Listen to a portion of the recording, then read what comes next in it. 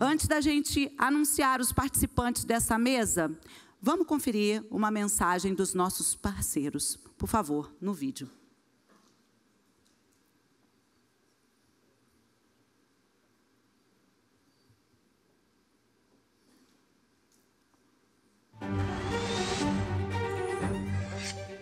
Perfecting even the smallest details in the pursuit of excellence. We endeavor to increase our merit, to be more reliable, more efficient, and create prosperity. Excellent and open-minded, innovative and respectful, and customer first.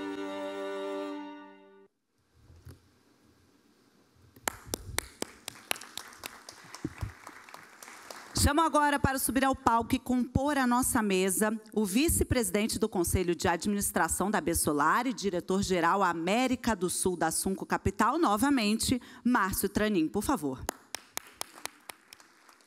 Vou aproveitar enquanto os nossos participantes vão subindo e vou ler um pouco do currículo de cada um. O Tranin, por exemplo, tem mais de 25 anos de experiência no setor elétrico brasileiro e latino-americano, tendo atuado nas áreas de desenvolvimento de negócios com foco em energias renováveis, regulação e comercialização. Tranin é engenheiro mecânico formado pela Universidade do Estado do Rio de Janeiro e pós-graduado em finanças corporativas e de mercado pelo IBMEC.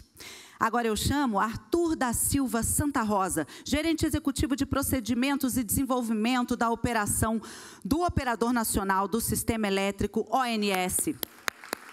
Arthur Santa Rosa é engenheiro elétrico graduado pela Universidade Federal Fluminense, com especialização e mestrado em sistemas elétricos de potência pela Universidade Federal de Itajubá e MBA em desenvolvimento gerencial pela PUC do Rio. Com passagem por Furnas, ingressou na ONS em 1999 e também ele é professor do curso técnico de eletrotécnica da FAETEC, no Rio de Janeiro. Agora, eu convido a subir ao palco Camila Ramos, CEO e fundadora da Cela, Clean Energy Latin America.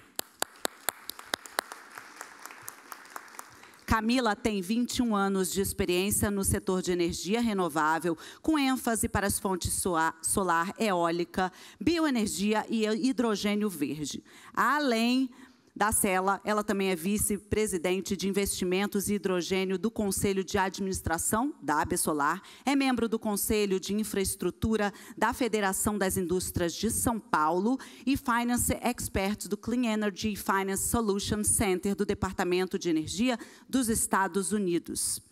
Agora eu chamo Mauro Basqueira, gerente de Engenharia América Latina da Sungrow. Mauro Basqueira é graduado em Energia de Controle e Automação pela Universidade Federal de Santa Maria. Ele tem MBA executivo com focos em negócio do setor elétrico pela Fundação Getúlio Vargas. Na Sungrow, ele lidera uma equipe focada na promoção, no design e na implementação de sistemas fotovoltaicos e de armazenamento de energia na região. Chamo também para presidir essa mesa, participar dessa mesa, o Jonas Becker, que é Head de Energia da Tongay CEO no Brasil e diretor da Colibri Capital, por favor.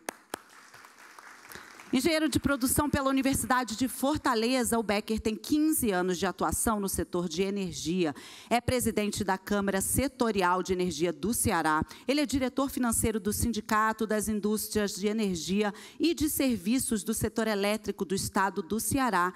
E aqui na Bessolar, é coordenador estadual e membro do Conselho Fiscal. Além da Tongay e do grupo Colibri Capital, o Becker fundou a Eco Soluções em Energia, que é uma empresa do mercado de energia solar com presença nacional. Representando a WEG, eu chamo ao palco Fernando Casasola, chefe de vendas de usinas solares. Ele é graduado em Energia Elétrica pela Universidade Federal de Santa Maria e tem MBA em Liderança, Gestão de Equipes e Produtividade pela PUC do Rio Grande do Sul. Como Head de Vendas de Usinas Solares da WEG, ele lidera a estratégia comercial e de desenvolvimento de projetos do segmento. E para completar a nossa mesa, eu convido o Rodrigo Borges, Market Lead da Aurora Energy Brasil. Atua no setor elétrico brasileiro há mais de 15 anos, com foco em estratégia corporativa, desenvolvimento de negócios, energias renováveis e comercialização. Além da Aurora, ele já ocupou posições na Oliver, na Dow Chemical e na Votorantim. Muito obrigada a todos. Nós vamos dar início a esse painel com a palavra Utranin, que será o nosso mediador. E aqui está, olha, pessoal, que fica aqui no púlpito, mas se vocês quiserem passar, o nosso passador entre vocês, fiquem à vontade. Eu estou aqui do lado, qualquer coisa, me chamem. Utranin, é sua.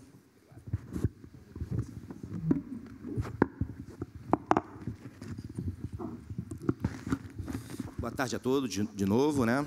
Começar finalmente aqui as discussões, depois desses currículos. Quanto mais anos de setor você tem, mais demora o currículo e talvez menos relevante nós sejamos, porque a gente tem que trazer a galera nova um pouco para falar também, né? E, bom, agradecer primeiramente aos panelistas aqui, todos, alguns conhecidos de longa data, outros nem tanto, mas tenho certeza que a gente vai ter um debate bastante rico aqui, especialmente porque o tema, ele pede riqueza, o tema pede algum grau de detalhamento para a gente poder realmente desbravar esse futuro que a gente entende ser muito promissor, mas que tem que essas barreiras, esses desafios de curto prazo que a gente precisa vencer. A gente tem algumas, vamos dizer, algumas convicções quando a gente fala de energia solar fotovoltaica, e uma delas é que, como eu já disse um pouco no painel de abertura, é que a gente vai, sim, ver essa fonte consolidada, ela já é hoje, como foi mostrado nos gráficos, já é a segunda em capacidade instalada, mas a gente vai ver cada vez uma consolidação maior. Mas isso não vai ser sem alguma dor, isso não vai ser sem alguns percalços, e a gente precisa vencê-los. Alguns deles a gente já está vendo hoje, né? A gente está vendo, por exemplo, curtailment, que hoje é talvez a maior dor e talvez a maior crise que o setor solar fotovoltaico tem enfrentado em todos esses anos. A gente nunca viu. Hoje a gente tem mais ou menos algo próximo de 2 bilhões que os investidores em energia solar centralizada do Brasil já perderam somente devido ao curtailment, algo próximo a 2 bilhões. Ou seja, é muito difícil você fazer um investimento e depois parar e olhar e ter que explicar para o teu acionista que você realmente está sendo cortado. Então, existem muitos trabalhos que estão sendo feitos pela AB Solar para a gente tentar solucionar, tanto no curto prazo quanto no longo prazo, mas algum alívio a gente precisa dar, inclusive para a gente seguir com os investimentos. Então, talvez hoje aqui o que eu gostaria de abordar é menos o que a gente está passando e muito mais como é que a gente olha para frente e vira essa página do curtailment, né?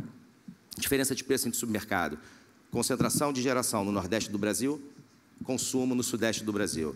Isso também gerou, adicionalmente ao curtailment, está gerando também alguma dor no que diz respeito aos PPAs que foram vendidos no Sudeste e têm sua energia gerada no Nordeste do Brasil.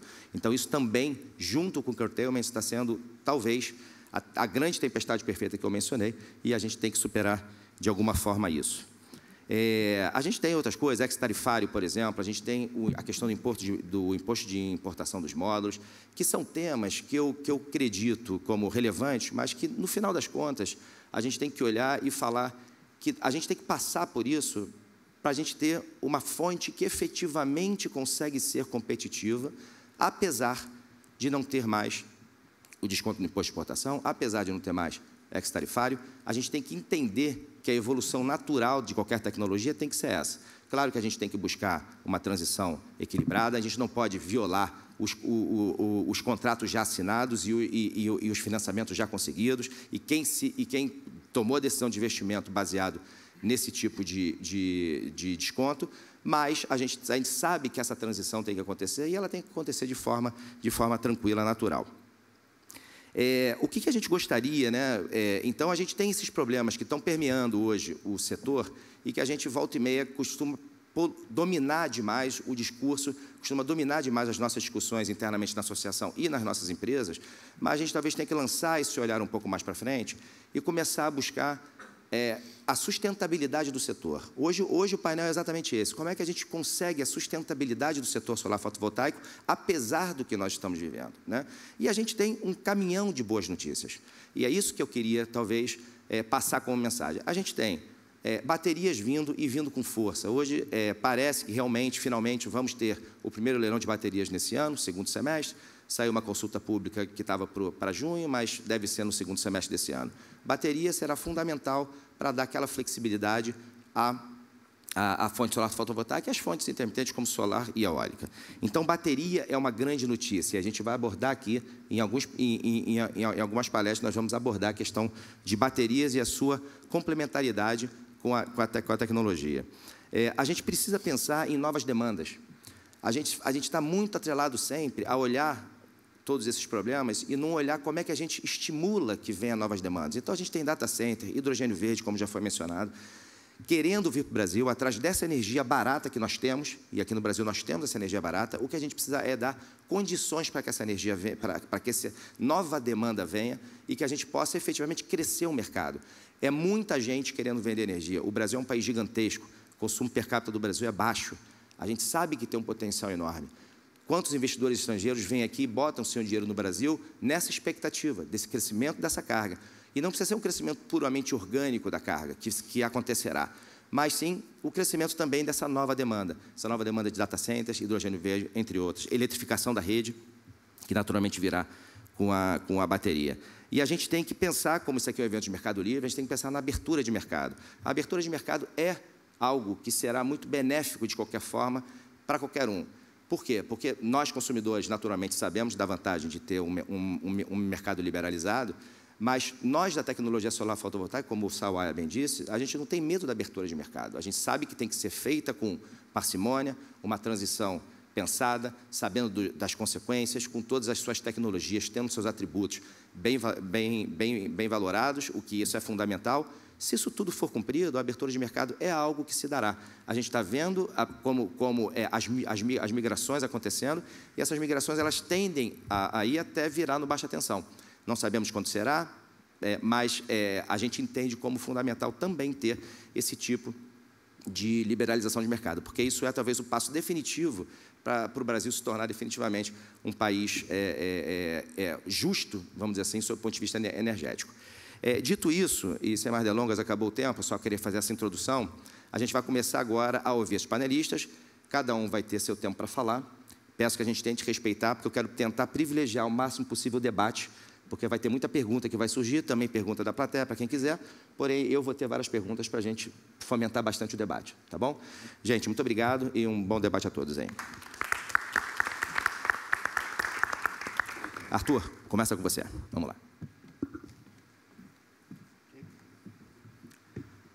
Bom, primeiramente, boa tarde.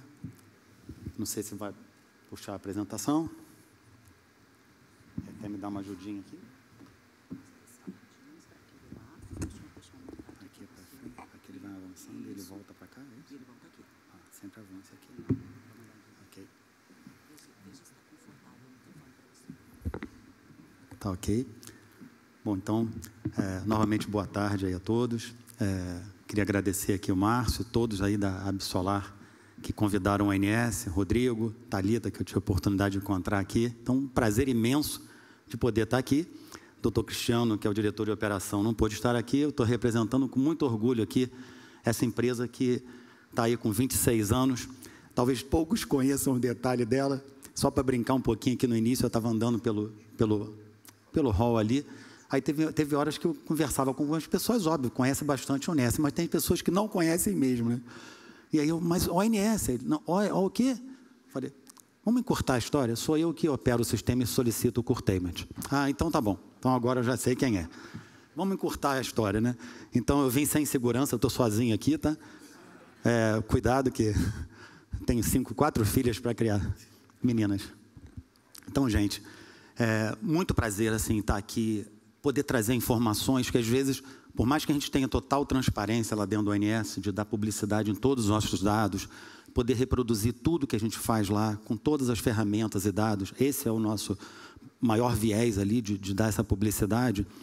Eu vou trazer alguns temas aqui. Vou falar pouco do institucional do ONS, mas focar no que o Márcio está pedindo para a gente avançar. Então, vamos lá. Nós temos, ao longo do Brasil, aí 4 instalações, né? Nossos centros de operação em Brasília, Florianópolis, Recife e Rio. Brasília ainda tem um centro, dentro da mesma instalação, opera o Centro Nacional, que tem uma visão mais sistêmica, e nos 4 localidades, os 4 regionais. E no Rio de Janeiro, o nosso escritório central, com todas as outras equipes de estudos, proteção, enfim, acesso e tal. Aqui o nosso sistema de transmissão, muito conhecido esse mapa, né? Dá para a gente ver uma rede muito integrada, muito interligada, longas linhas com características de sistemas continentais. Uma pequena área ali que ainda preserva sistemas isolados lá na Amazônia e tal. Temos Roraima também ainda não interligada, até o final do ano ela se interliga. Hoje, desde 14 de fevereiro, a gente está interligado com a Venezuela, passando no máximo 15 megawatts ali. A gente voltou a operar com a Venezuela interligada ali em Boa Vista. Com 174 mil quilômetros de linha, ou seja, um sistema gigantesco, né? E de longas linhas. Indo para a matriz, várias pessoas já apresentaram os números aqui, não vou ser tão redundante. A gente procurou dividir aqui nesses setores de hidro, térmica, MMGD, eólica, solar e nuclear. Fiz um círculo ali, né, uma oval ali em cima desse crescimento virtuoso que está sendo exaltado aqui, né, da MMGD, passando ali, se somar os três, eu diria que arredondando, dá uns 30 GB aí, nesses próximos 4 anos e 9 meses aí, né, que o primeiro número ali, acho que não, o primeiro número, né, é sempre o percentual atual de abril, e o outro número do lado é o em dezembro de 29, e abaixo em megawatts da capacidade instalada. Então, o que a gente está vendo aqui já foi falado, né? A gente vai passar de 37,5% atualmente para 45% praticamente da matriz, passando até do percentual hidráulico, né? Então, a gente está com um crescimento realmente muito grande nessas fontes renováveis não hídricas. Aqui mais umas informações, os 106 gigas que nós batemos naquela de carga, né, o pico de carga instantâneo no dia 26/2, aquela semana de muito calor, aquele mês de muito calor. Teve um dia que nós batemos também em março o recorde de carga atendida por geração renovável. E nesse último gráfico aqui mostra só a concentração de eólica e solar, mais no Nordeste preponderantemente. Aqui nós vamos começar a olhar alguns dados, né, que a gente fala da curva do pato, né? Aqui é um domingo recente, de 23 de fevereiro, onde a gente vai dar alguns conceitos aqui importantes para olhar como é que o ONS enxerga e lida com toda essa complexidade da matriz, que tem muita MMGD. Uma matriz que está lá com 38 de MMGD. Então, a gente tem uma curva, essa curva laranja a gente chama de carga líquida. E a curva azul, que está sobreposta nos extremos ali, mas na hora que tem sol, né, ela se destaca, é porque é a carga atendida pela MMGD.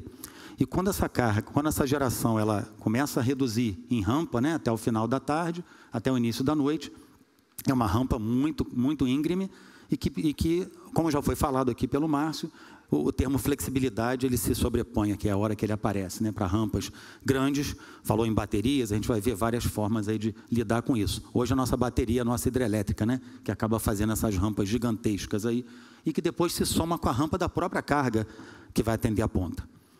Aqui eu vou só mudar um gráfico para mostrar um dia útil, né, uma quinta-feira também de fevereiro lá. Com a mesma coisa, né, a curva do pato, a curva azul mostrando a MMGD se destacando, né, porque a carga real mesmo é a curva azul. A curva laranja é o que o ONS opera, é o que eu supro com a geração despachada centralizadamente. E ao final do dia, o que ocorre? A redução da solar e a entrada de uma rampa de carga grande que coincide com a entrada de carga também.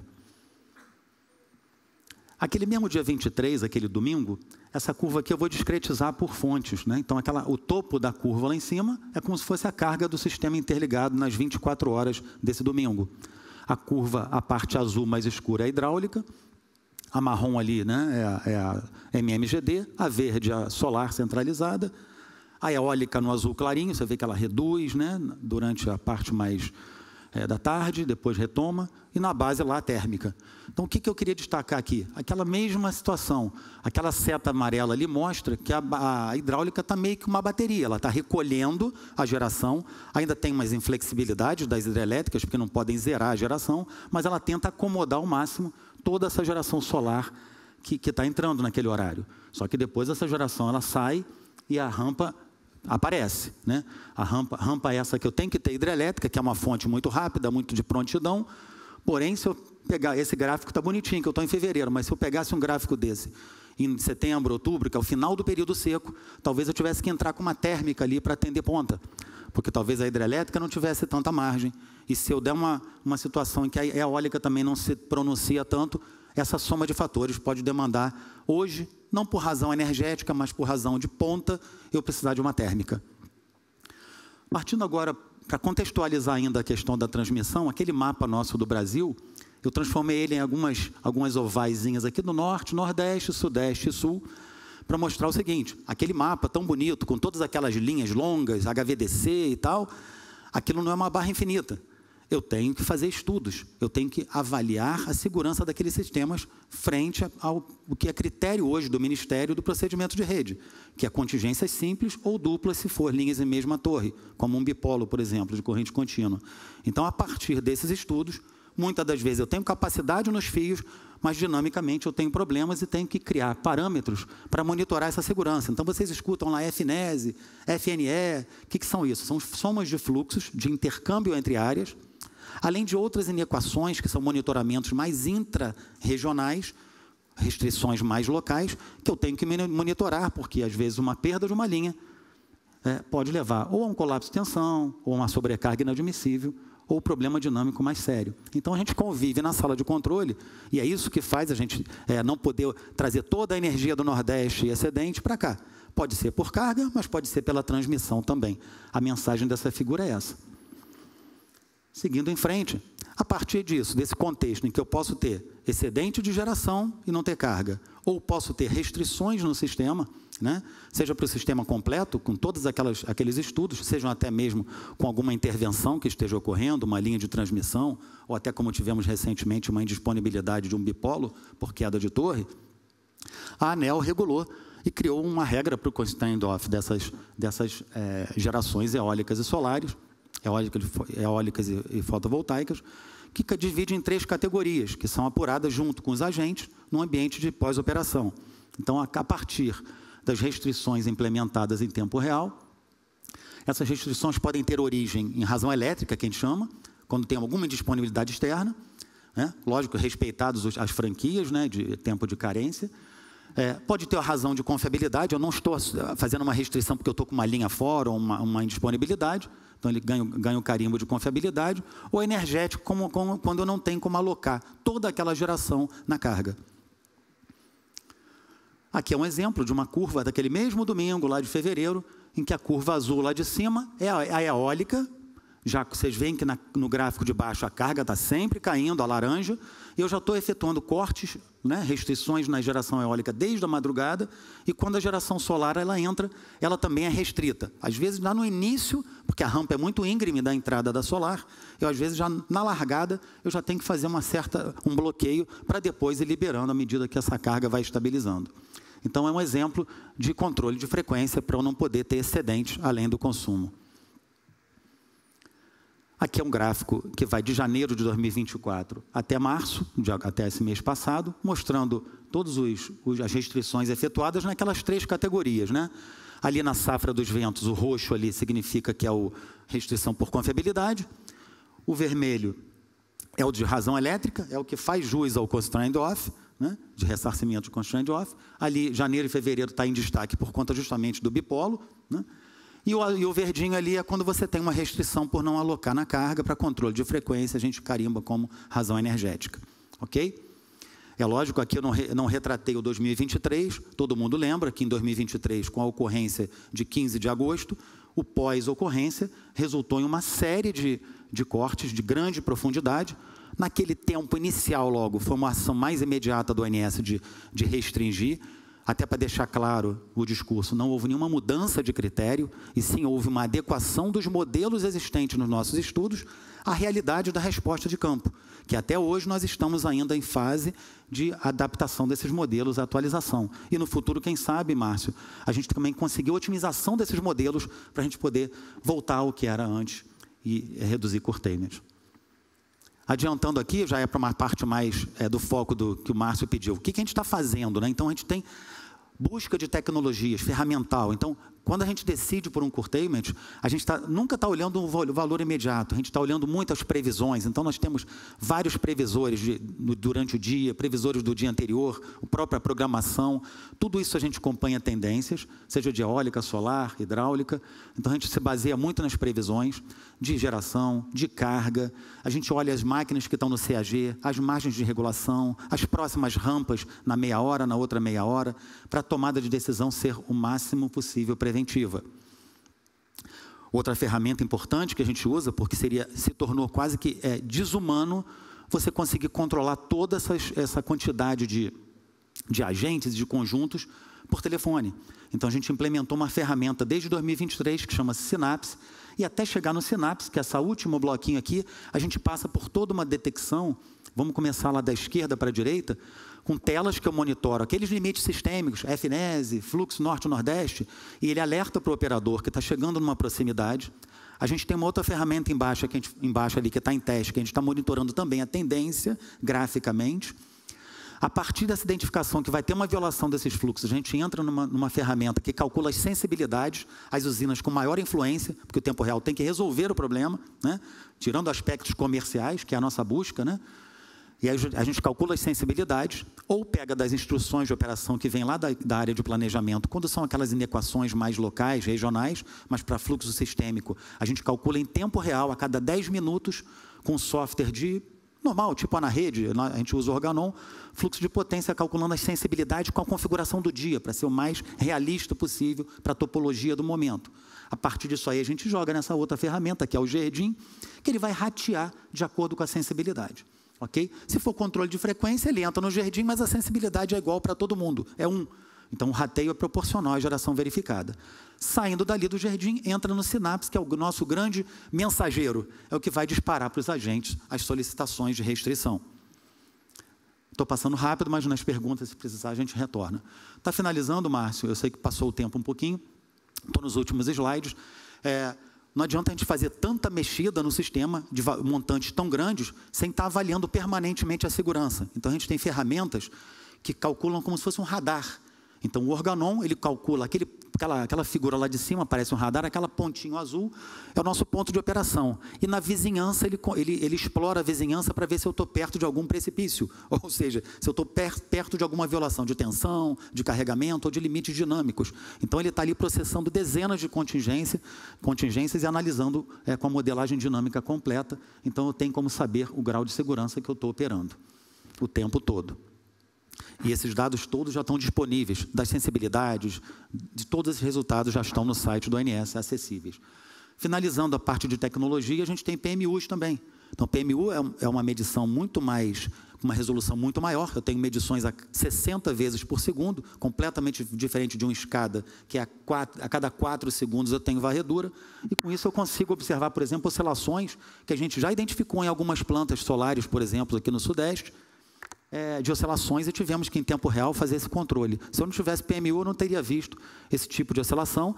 Lógico, depois as empresas entram em contato com a engenharia, ajustam PPCs e controles, e a gente volta e tira a restrição. Mas a PMU ajudou bastante a gente monitorar esse tipo de fenômeno que acontece. O último slide é um resumão que eu faço aqui, que o próprio Márcio pediu para eu fazer, vamos dizer assim, o que está acontecendo? O que a gente tem de imediato que está acontecendo? Não tem nada só do ONS aqui, tudo com parceria, tudo com transparência e participação coletiva. A gente precisa estar melhorando as previsores, nossos previsores de tempo real. A gente está fazendo teste de programação determinativa. Hoje ela é indicativa. Para as fontes eólicas e solares, quem está lá na programação do dia seguinte, a Cândida, ela está fazendo uma programação e diz para o tempo real lá, ó, deve ter que cortar tanto, deve... E o tempo real tem que fazer aquele ajuste grosso. Eu peguei um dia ali, o maior recorde que a gente teve que ajustar 16 gigas num dia. Então, isso não é uma coisa viável para o tempo real. Você vai excursionar e transitar em pontos de operação muito rapidamente. Então, a ideia é que a gente faça uma programação que já vá no D-1, já chegue o desenho para o dia seguinte, e o tempo real faz ajustes finos. Seja para explorar mais, para liberar a geração, seja para ajustar, mas sempre em cima de desvios. Esse trabalho é todo coletivo, com participação voluntária de agentes, de vários agentes. Alocar rampas em patamares, aquela rampa íngreme da entrada da solar, né, que é o foco desse evento aqui, a gente está trabalhando já está conversando, já está testando, criar uns patamares para ela subir de forma mais gradativa. A informação de geração disponível, parece uma coisa tão simples, mas hoje a gente ainda não tem, Sawai, a gente não tem isso lá na sala de controle. Isso é importantíssimo na hora que eu vou liberar uma geração depois do curtailment.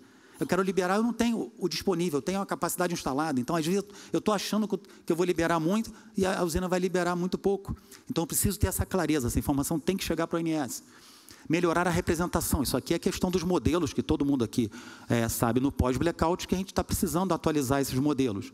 Hoje eles estão bem restritivos, ajustados para o comportamento que a gente observou nas PMUs, mas eu preciso desses modelos. Já estamos hoje com 25%, conversei com o Mauro hoje, estamos com 25% já atualizado desses modelos. Finalizando aqui a clusterização, foi um movimento que a gente fez desde o ano passado, isso foi muito interessante. A gente começou a perceber que na hora que eu cortava por sensibilidade, eu zerava a primeira usina, depois que eu zerava eu pulava para a segunda. Isso, óbvio, ele agiliza o nosso processo, mas em alguns momentos, quando eu zerava uma usina, eu provocava um outro problema, uma outra sobrecarga. Então a gente percebeu que para a segurança do sistema era melhor você criar clusters de sensibilidades próximas e a distribuição do corte seria mais diluída. Eu tinha 2 ganhos aí, não ter esse problema de ter que contornar outro problema decorrente, e eu garanti que eu ficava com mais máquinas sincronizadas, mais respostas, mais dinâmica para o sistema. Então, muito bacana, a gente está, há uma semana atrás, implementamos uma clusterização nova. Ferramentas de tempo real, o tempo todo a gente tentando evoluir. Expansão da transmissão. Márcio, a gente está com 6 compensadores síncronos de 300 megavar indicados com prioridade 0 no pote. 3 para o Nordeste e 3 para a área do Sudeste.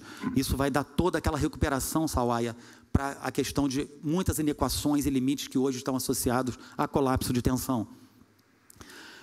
Sistemas de armazenamento, reforço tudo que foi falado aqui pelo Sawaia, pelo deputado, desculpa, pelo senador. Então, a gente vai falar muito aqui dos sistemas de armazenamento, que para o ONS é indiferente, a gente é agnóstico a esse tipo de fonte, mas vai agregar muito, porque ele tem várias funções, seja de rampa, seja de ser carga ou ser geração quando eu preciso.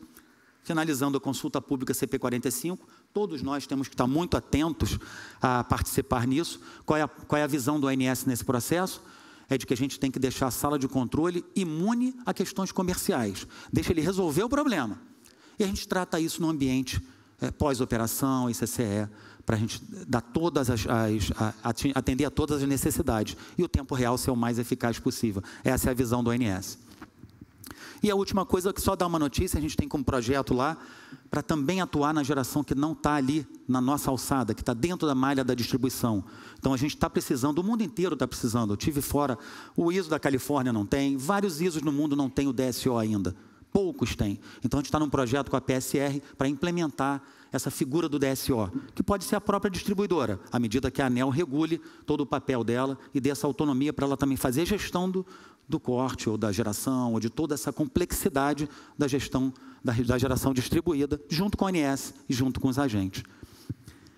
Então, eu sei que eu passei bastante do assunto. Além do desafio operativo, era o desafio do tempo para mim.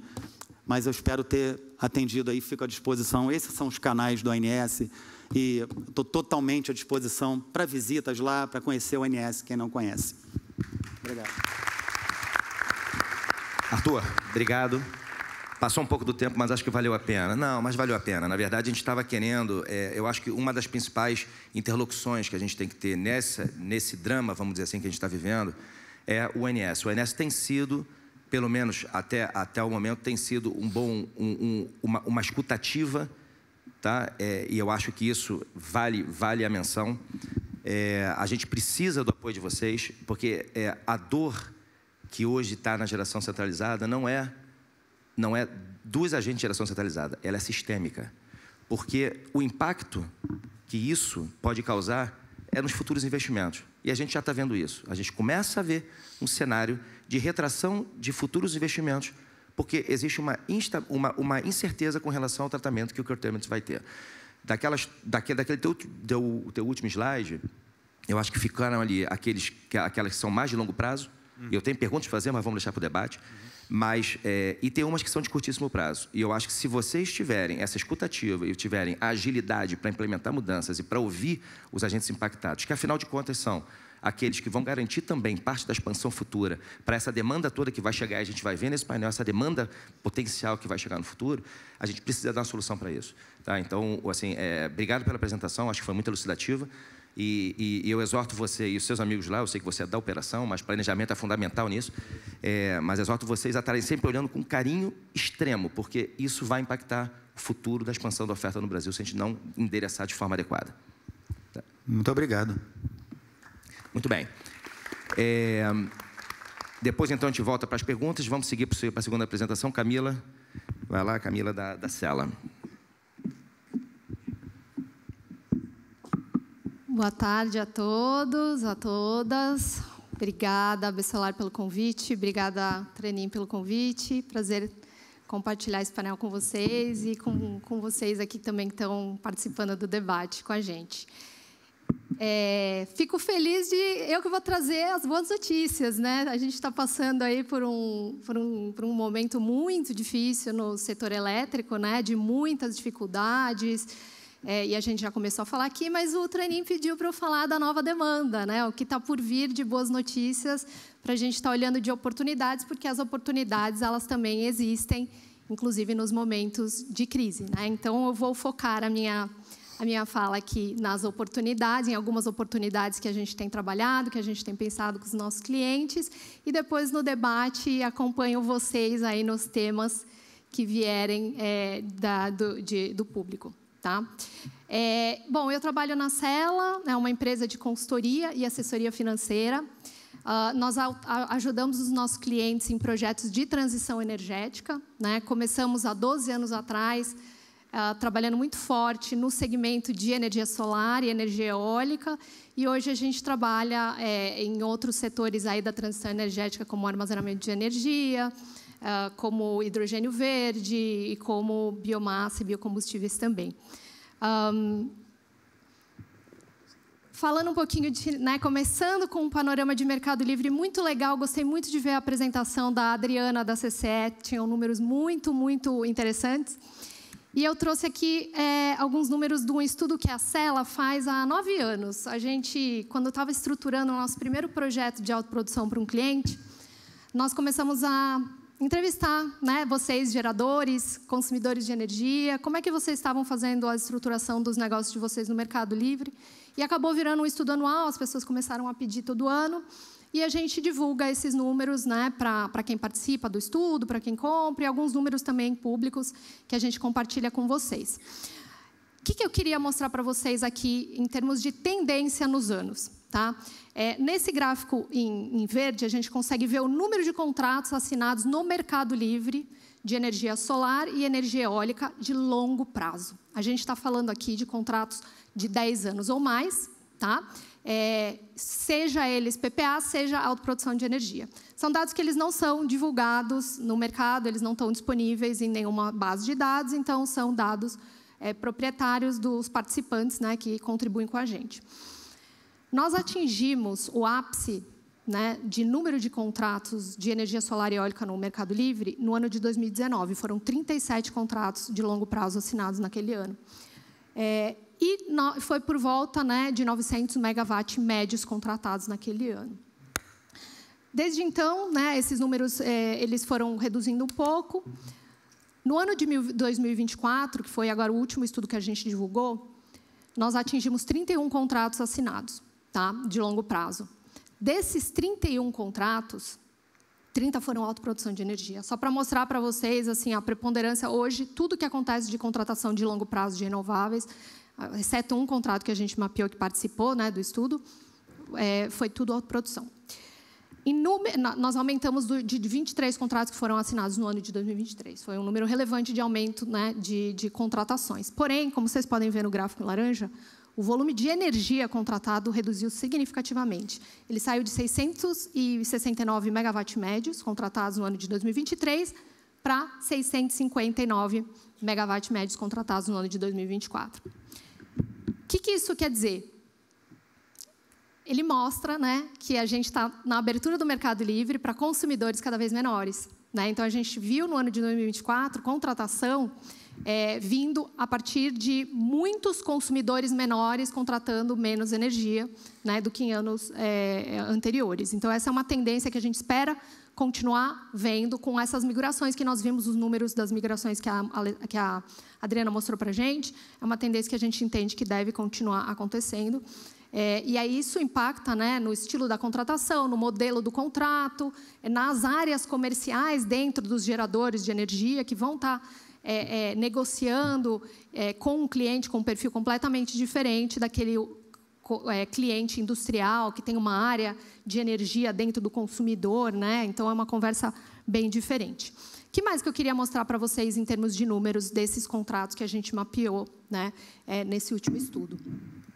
A gente mapeou que em capacidade instalada, né, e falando de fonte, foi mais energia solar, então foram 18 contratos de energia solar versus 11 de eólica, e tivemos 2 contratos de projetos híbridos no Mercado Livre de longo prazo já, tá? 2 autoproduções de projetos híbridos eólico-solar. Em termos de energia vendida, a mesma coisa, a maioria energia solar, 381 megawatt médios contratados versus 228 megawatt médios de energia eólica. Tá? Em termos de modelo de negócio, falei já para vocês, tudo autoprodução, né?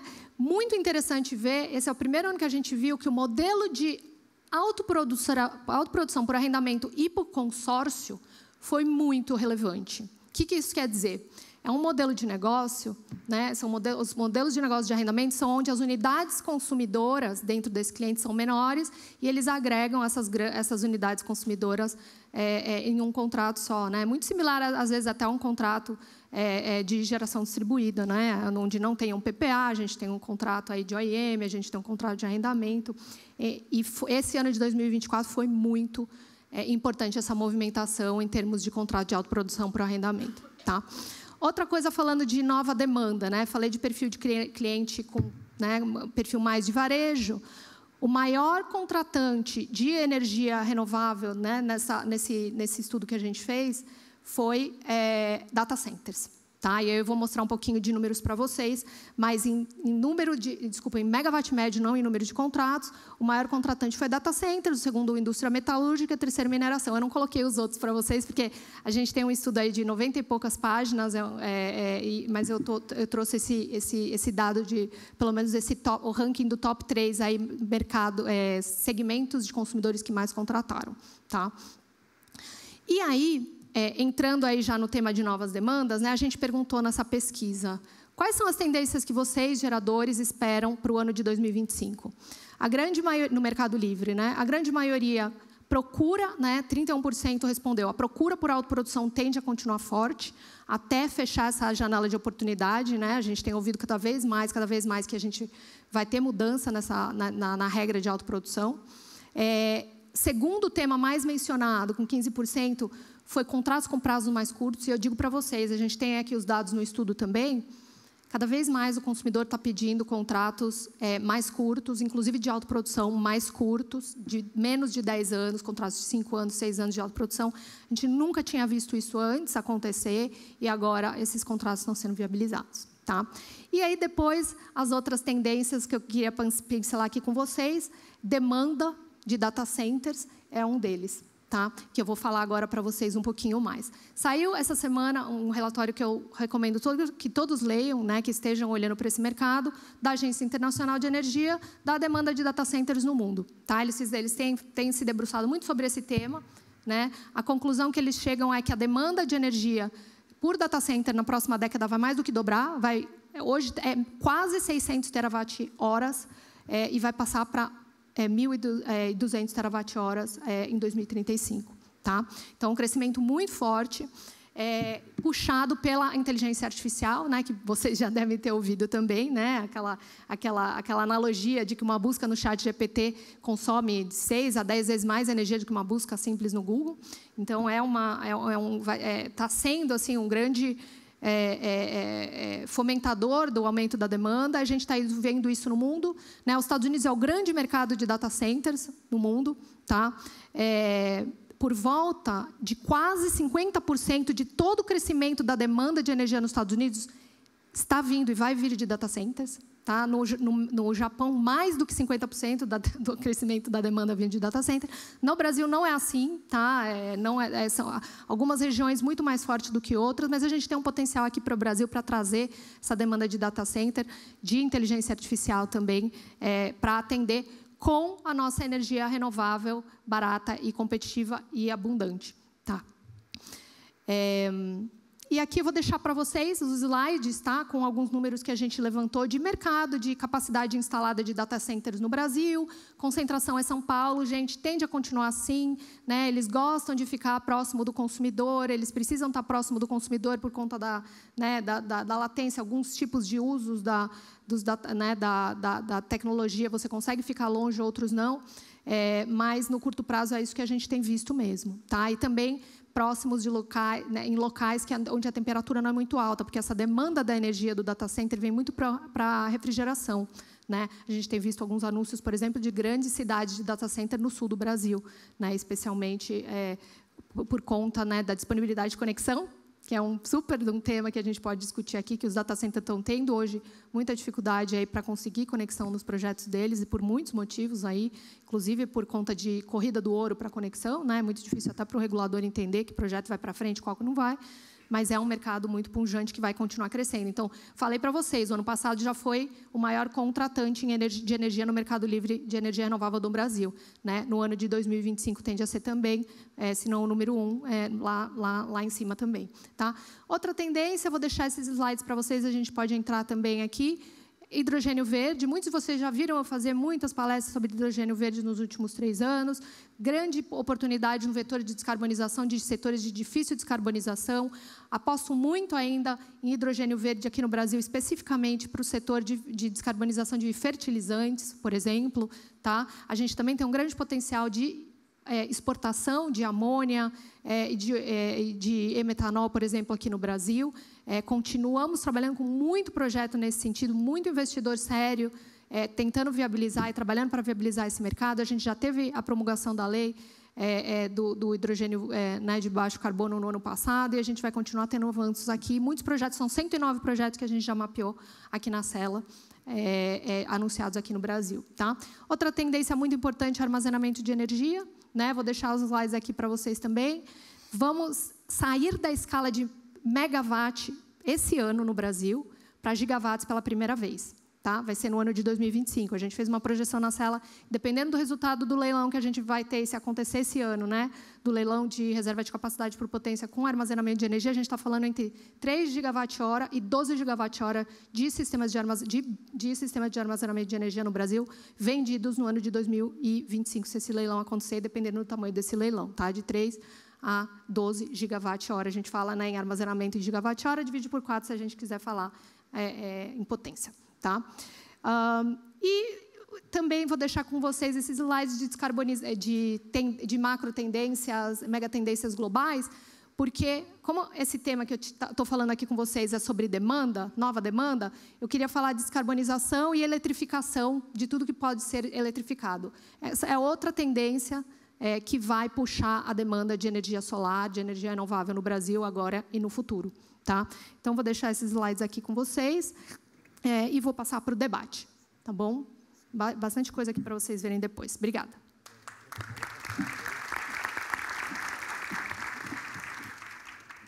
Camila, obrigado.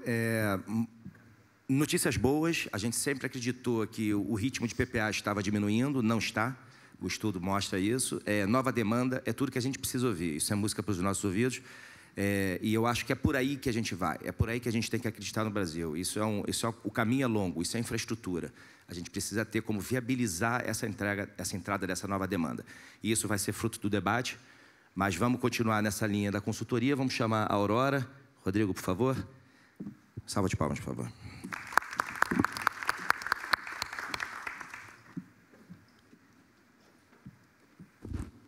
Boa tarde a todos, todas. Obrigado, Absolar, Rodrigo, Márcio, pelo convite. Sempre um prazer a gente estar aqui, segundo ano seguido. E eu acho que essa não é a minha apresentação.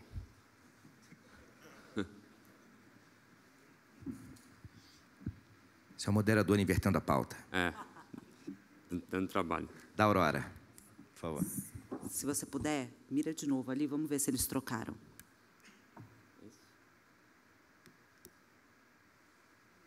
Eu acho que o pessoal da House lá em cima deve estar, então, fazendo essa mudança para a sua apresentação. Se você puder começar, e aí eles sem problemas. Não, acho que, primeiramente, um prazer estar com todos esses brilhantes panelistas aqui. A gente tem temas muito relevantes para contribuir. Eu vou pegar um pouco do gancho do Márcio do começo, que a gente sair um pouco dessa visão um pouco curto-prazista e trazer uma visão mais de longo prazo. O futuro da energia solar, e a gente começar a discutir ela desde já, vai trazer insights relevantes para como a gente pode formar a política pública, como a gente pode influenciar os mercados, e é um pouco do que a gente vai trazer aqui na nossa apresentação, que fala sobre uma tendência muito natural em outros mercados, em que a gente vê muita atração em todas as discussões que a gente tem com os clientes globalmente, que é a conexão de baterias com projetos solares. Acredito que no futuro muito recente aqui no Brasil, quando a Camila atualizar esse estudo, a gente já vai ver ali uma quarta variável de novos contratos que vão ser projetos híbridos de solar ou com baterias, ou eólica com baterias, e eu acho que isso vai ser muito relevante para a gente já atacar alguns problemas muito importantes para o Brasil, como o Arthur trouxe, toda a discussão associada a curtailments. Eu posso falar da VEG também, se o pessoal da VEG quiser, eu posso dar uma palhinha aqui, baterias, acho que eu consigo falar alguma coisa. Mas, então, toda essa discussão associada a curtailment, risco de submercado, modulação horária, a bateria com a solar é uma combinação muito relevante. A gente estava, recentemente, eu e a Priscila, que é do nosso time, estava no Chile discutindo um pouco isso, e isso acontece em todos os países, e aqui do nosso lado, nosso vizinho, a gente já vê essa canibalização da energia solar impactando diversamente os cenários de investimento, e a bateria surgindo como uma solução muito interessante para ajudar a retorno dos investimentos, a mitigar um pouco o risco, e à medida que a gente começa a trazer isso para o Brasil, e acho que o leilão que vai acontecer agora no início do ano é um ótimo papel para a gente começar a investir, assim como lá atrás a gente não tinha eólicas e solares, a gente começou com o Proinfa, esse leilão de capacidade para baterias vai ter um papel muito importante em começar a fomentar essa tecnologia, e à medida que a gente vai melhorando o CAPEX e o OPEX, ela vai tendo uma parcela cada vez mais relevante no mercado, até mesmo no momento em que ela chega a fazer parte do nosso mercado livre, que é o que a gente ambiciona no fim de tudo. Bom, acho que agora é essa, certo? Perfeito. Então, acho que é sobre isso que eu quero falar um pouco com vocês hoje, sobre a integração estratégica de solares com projetos com baterias. Bom, em breve, apresentação sobre a Aurora. A Aurora é uma consultoria estratégica global, focada especificamente no setor elétrico.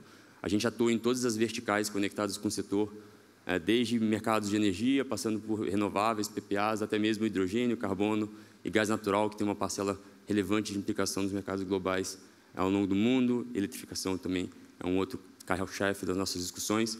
A gente está com escritório em 17 países. Recentemente, fizemos o último país que a gente adicionou ao nosso portfólio, foi o Chile. Estamos no Brasil desde 2023 e temos também a ambição de incorporar o México até o final desse ano.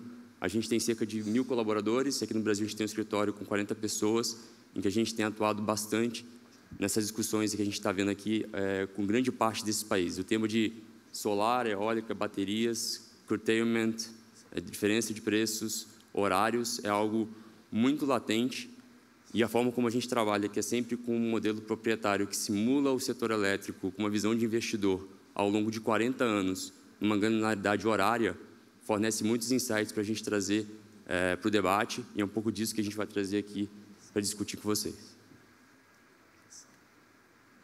Bom, acho que não é nenhuma novidade, apenas para contextualizar, renováveis vai continuar tendo uma penetração muito grande no setor como um todo. A gente enxerga aí que, nos próximos anos, uma capacidade instalada de aumento de 65%. Aí, em 2060, o output do nosso modelo enxerga uma penetração dessas energias renováveis não despachadas ou intermitentes, chegando a 56% da capacidade instalada total, o que é uma parcela relevante e vai ter implicações muito importantes para toda essa discussão que a gente está tendo aqui em torno de baterias, em torno de curtailment e o impacto que isso vai ter na modulação horária. Essa demanda toda intermitente, ela vai ter um perfil muito específico e é muito localizada, e isso vai fazer com que a gente tenha uma geração muito forte ao meio do dia, que vai deixar nossa curva do pato cada vez mais parecida com um pato. Ela ainda não é 100% um pato, mas a gente enxerga aqui que até 2030 a gente vai ter ali um gap entre meio-dia e 6 da tarde de aproximadamente 45 GB. Então, a gente vai ter uma diferença, quando a gente olha para a demanda líquida, muito relevante, que vai surgir aquilo que o Arthur comentou, a necessidade de alguns momentos, ao longo do ano, a gente despachar térmica ou baterias para atender essa rampa de potência, à medida que a gente incorpora essas fontes à nossa matriz energética. acho que essa grande penetração de renováveis, ela tem grandes implicações para o setor como um todo, e ela traz duas grandes oportunidades quando a gente fala de projetos híbridos solares com baterias, em função de dois grandes aspectos. Um é esse aumento que o crescimento de renováveis traz em termos de canibalização e o impacto que isso também tem em aumento de curtailment, que a gente já tem experimentado nos últimos 2 anos. E o segundo fator, que eu vou me debruçar ao longo dos próximos 2 slides, tem a ver com a otimização dessa conexão com o grid. O pessoal aqui da palestra comentou que esse já é um ponto de difícil acesso para alguns projetos e é um gargalo para alguns investimentos. E isso também, conectado com o leilão de capacidade, pode ser uma oportunidade para as baterias.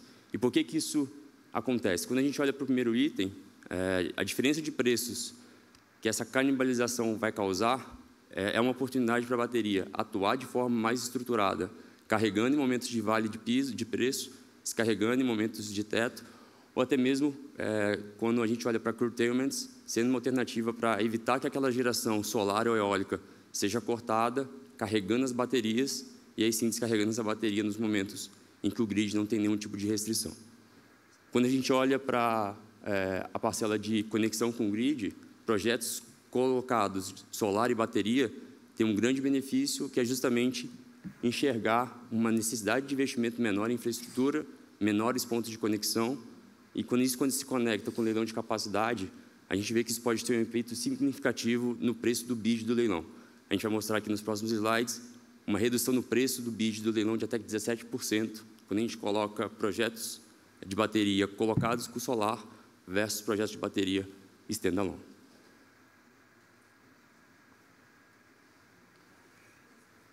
Aqui trazendo um pouco de uma visão, pensando no primeiro ponto, que é a diferença de preços, a canibalização e o efeito que isso pode ter em termos de curtailment.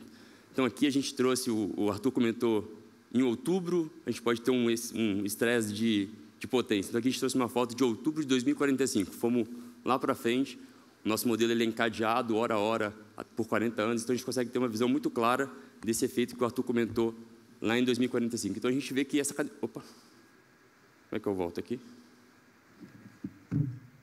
Aqui. Obrigado, voltei. Já voltei. Então, a gente pode ver aqui que, nessa semana típica aqui de outubro de 2045, o excesso que a gente vai ter de solar aqui nesse pico vai ter um efeito importante aqui no preço ao longo do dia, que depois vai ter que ser atendido, eventualmente, por térmicas ao longo do final da tarde, para atender essa rampa de potência. E aí, nesse contexto, a bateria tem um papel super importante, que é diminuir risco, minimizar a exposição do investidor, tanto pelo lado de maximizar o retorno, carregando, eventualmente, em momentos de vale de preço e descarregando em momentos de preços mais altos, ou até mesmo, quando a gente olhar um cenário de limitação de capacidade no grid, a gente pode também utilizar isso aqui para não limitar essa geração aqui solar, que estaria vertida ao longo do período do dia, e utilizar ela ao longo do restante do dia, minimizando e aperfeiçoando melhor essa curva de despacho da solar, trazendo grandes implicações positivas, não só para o projeto, mas para o setor como um todo.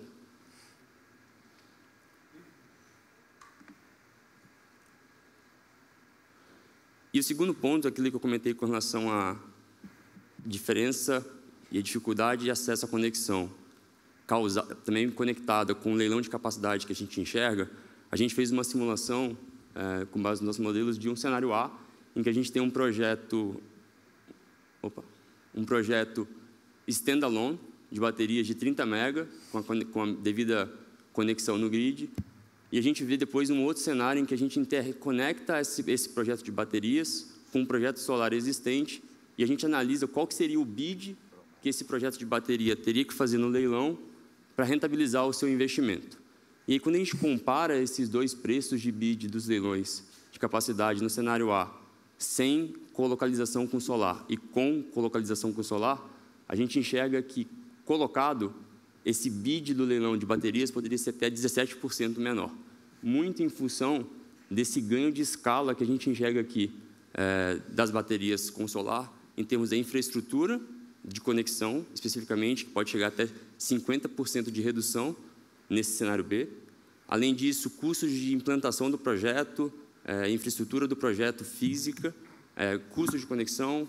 Então, toda essa modelagem aqui conectada com o projeto solar traz uma redução expressiva e que pode ser utilizada como uma forma de reduzir o custo final para todo o sistema, além de otimizar toda a questão de curtailment, diferença de preços, horários e todos os benefícios que a gente já comentou aqui ao longo da apresentação.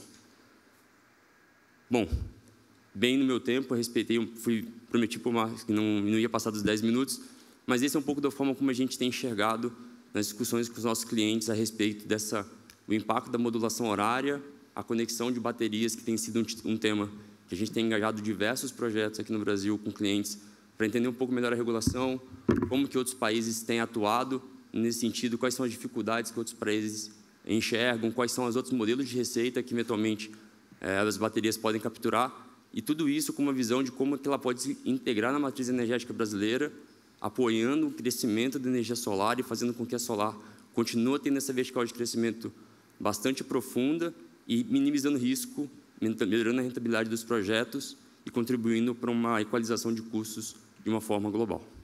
Era isso, pessoal. Obrigado, Rodrigo.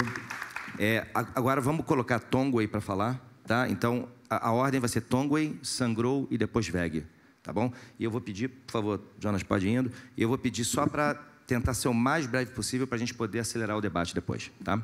Não, obrigado, Tranin.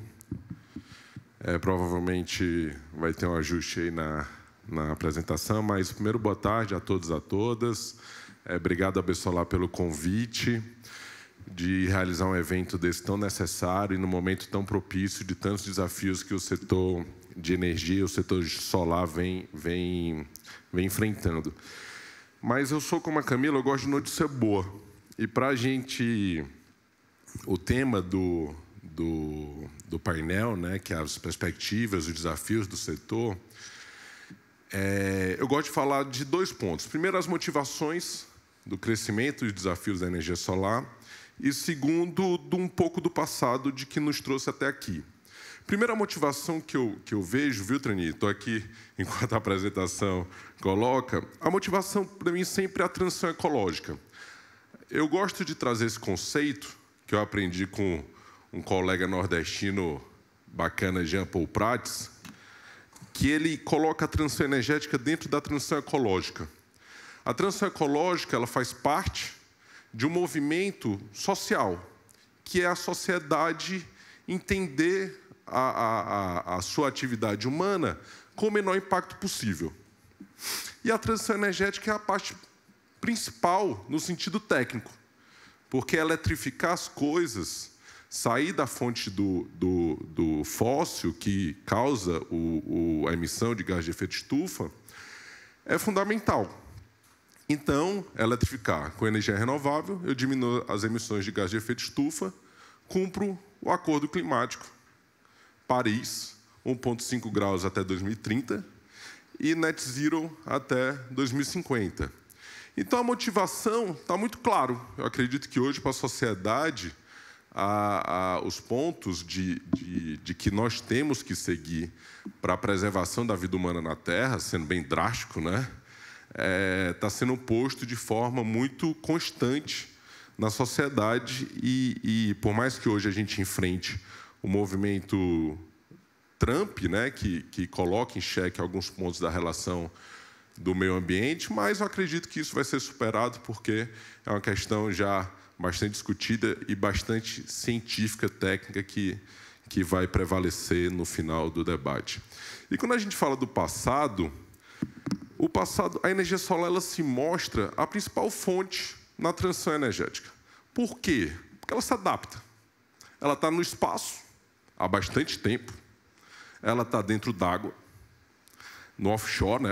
A solar está dentro d'água nos barcos, nas plataformas há muitos anos. Está nos telhados, está nas grandes usinas, GD, GC. Então, a adaptação do painel solar, da energia solar, é a principal forma a principal resiliência dela. E isso coloca ela há tantos anos como a principal fonte a ser implementada no mundo e no Brasil também há alguns anos, né?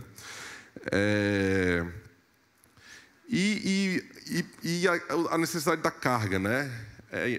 Semana passada teve um evento da Bloomberg, pessoal, que eu sugiro, dando uma sugestão para quem quiser ler, o e-book da Bloomberg sobre transição energética no Brasil. Lá ela tem um dado interessante, que ela coloca que ano passado foi o primeiro ano que o investimento em eletrificação foi maior do que em novas usinas de energia. Então, você vê a carga já se aproximando, já passando o aumento das usinas de energia renovável, né? Então, isso foi algo que me marcou e me chamou bastante atenção. Então, junto nessa visão da Bloomberg, só trazer uma visão do futuro, a Bloomberg projetou no Brasil 13 gigas, em média, até 2035 por ano, né? Então, a previsão da Bloomberg são 13 gigas implementados a cada ano. Tem algumas mudanças aí de 1 giga ou outro. É uma visão que tem muitos desafios que precisam ser cumpridos. Nosso colega da ONS colocou alguns deles, nossos colegas aqui do painel também colocou. Mas o principal é a questão da regulamentação. É aumentar a questão das baterias, regulamentar as baterias, a abertura do mercado livre, trazer a velocidade das linhas de transmissões para suportar novas cargas. Então, essas são algumas reflexões que eu estou fazendo, mas agora eu vou entrar na questão da Tongway. A Tongway, que é um parceiro estratégico da Colibri Capital. Colibri Capital é um grupo que trabalha em 3 áreas, em energia, agronegócio e urbanismo. Em energia, a gente tem algumas empresas, como a GD Solar, a E1 Energia, a Eco Energia, a Sirius.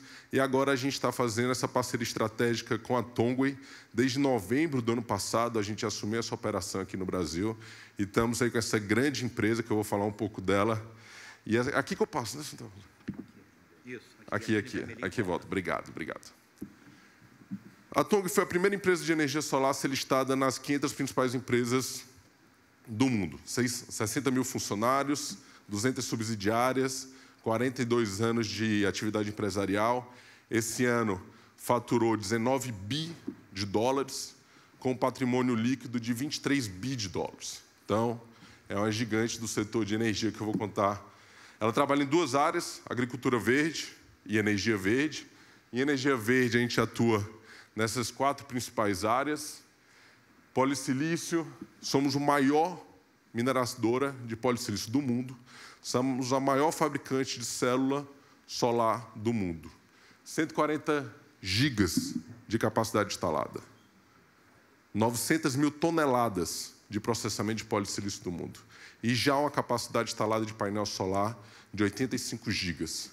Então, realmente, a gente veio para ficar e para liderar esse processo dessa nova onda de grandes fabricantes chineses, transformando a transição energética com equipamentos de altíssima qualidade, verticalizando, trazendo baixo carbono, fábricas ecológicas e responsabilidade social, que hoje essa rastreabilidade é fundamental num mundo que disputa muito dinheiro e que precisa de um dinheiro direcionado a fontes verdes. Se tem a rastreabilidade verde, a Tongway é seu parceiro ideal. Aqui são algumas evidências do que eu estou falando. Top 1, polissilício, fabricante. Módulo fotovoltaico linha A, da Bloomberg. Wood Mackenzie, top 6 fabricantes mundiais, desde 2020, ou seja, em 5 anos, a gente já está andando com os grandes.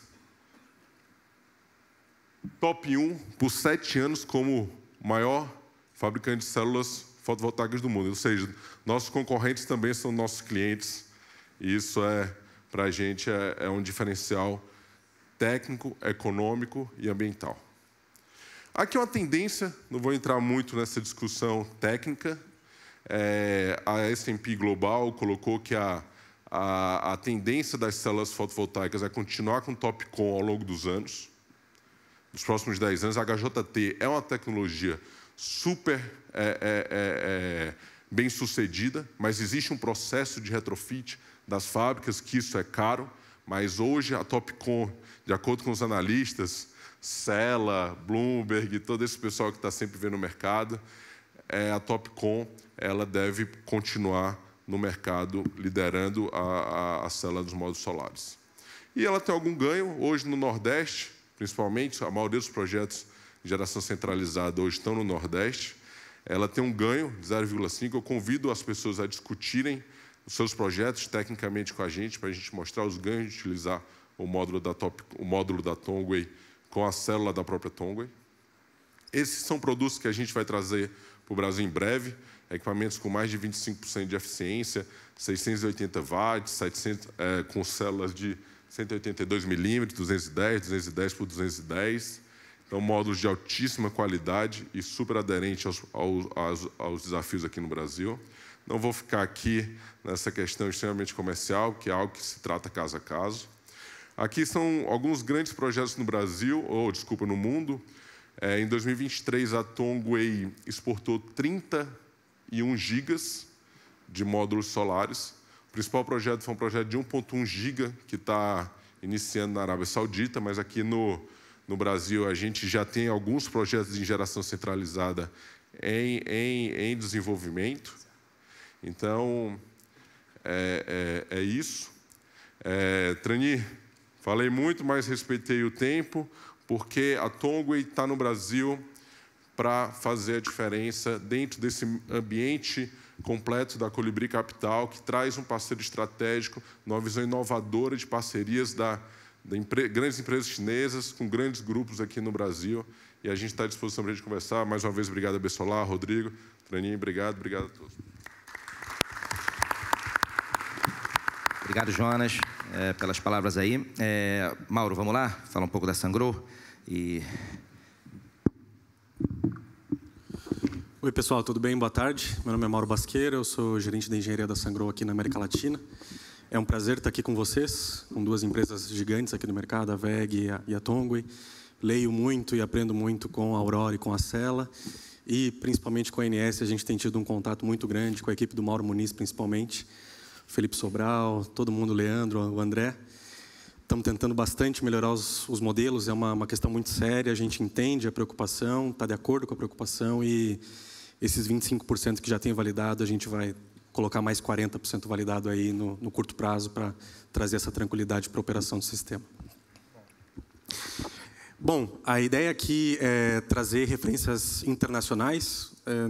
Obviamente, a gente tem um sistema muito único e com desafios gigantes de operação. Então, os desafios dos sistemas elétricos mundiais hoje em dia é a flexibilidade operacional, acho que é o principal fator hoje em dia, é a flexibilidade do sistema.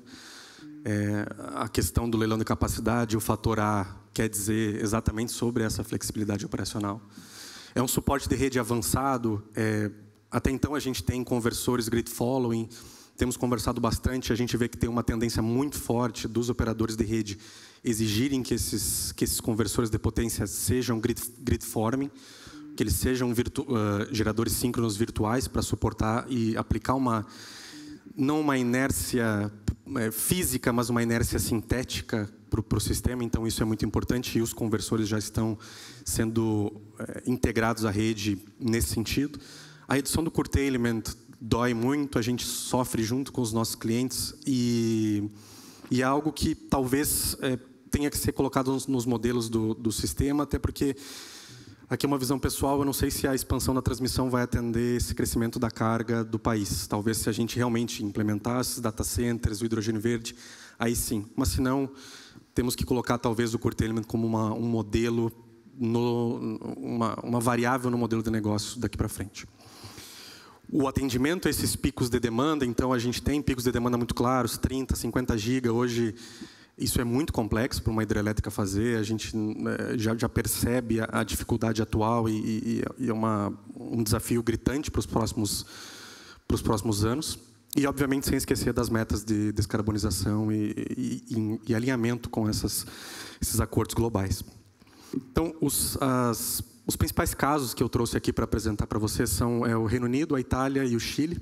Eu vou, de forma bastante rápida, com medo até de ser um pouco simplista, apresentar o que tem sido feito nesses países e como que eles aplicam as baterias no dia a dia. O Reino Unido deixou muito claro que ele vai atender às metas que ele tem com relação ao Acordo de Paris. Em setembro de 2024, eles desativaram a última térmica a carvão. Então, eles desligaram uma térmica a carvão, a última do país que estava ligada desde 67. Isso demonstra que não é só o Acordo de Paris, 2050, não é blá, blá, blá. Então, eles realmente estão em linha com esse compromisso.